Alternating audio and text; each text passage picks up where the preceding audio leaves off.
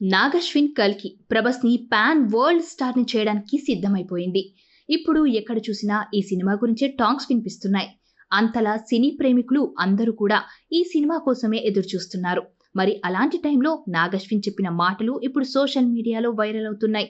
కేవలం భారతీయులకే కాదు, ప్రపంచంలోని సినీ ప్రేమికులందరికీ ఈ కల్కి 2898 ఏడి అనే కథ కనెక్ట్ అవుతుంది అంటున్నారు డైరెక్టర్ నాగశ్విన్.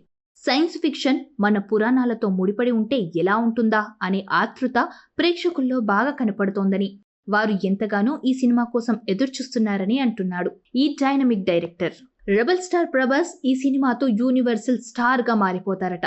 అంతేకాదు, భారీ వ్యయంతో సూపర్ స్టార్ కాస్టింగ్ తో ఈ సినిమా చాలా కలర్ఫుల్ గా ఉండబోతోంది. ఈ నెల 27వ తేదీన ఈ సినిమా రిలీజ్ కోసం యావత్ భారతదేశం ఎదురుచూస్తోందంటే అది అతిశయోక్తి కాదు. అమితాబ్ బచ్చన్, కమల్ హాసన్, దీపికా పదుకునే ఇలా ఎంతో మంది స్టార్స్ ఈ సినిమాలో కీలకమైన పాత్రల్లో కనిపించబోతున్నారు.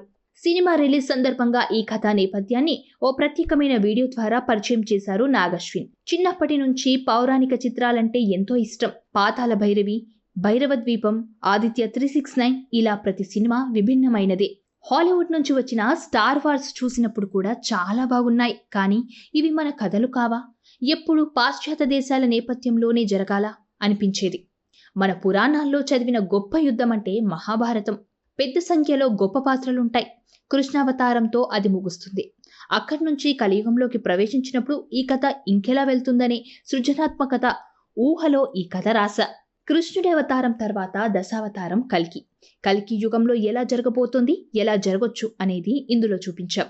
మనం చదివిన పురాణాలు అన్నింటికీ ఇదొక అంతిమ ఘట్టంలా ఉంటుంది. కల్కి అనే పాత్ర ప్రతి యుగంలోనూ ఉంటుంది.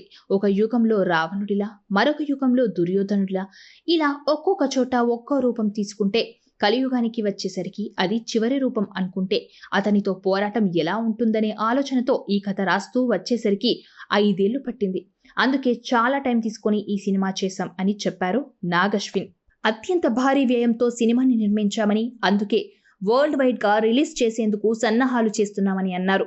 అయితే ఇప్పుడు ప్రస్తుత మార్కెట్ చూస్తే ఈ కల్కి అనే సినిమా బాహుబలి 2 రికార్డ్స్ ని బద్దలు కొట్టేస్తుందని అంటున్నారు ట్రేడ్ పండితులు.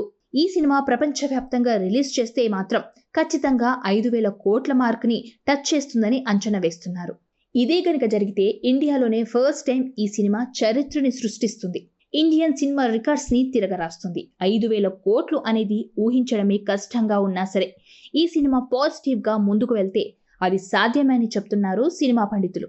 మరి ఈ కల్కితో ప్రభాస్ ఎలాంటి రికార్డ్స్ కొల్లగొడతాడు అనేది చూడాలి. అది విషయం.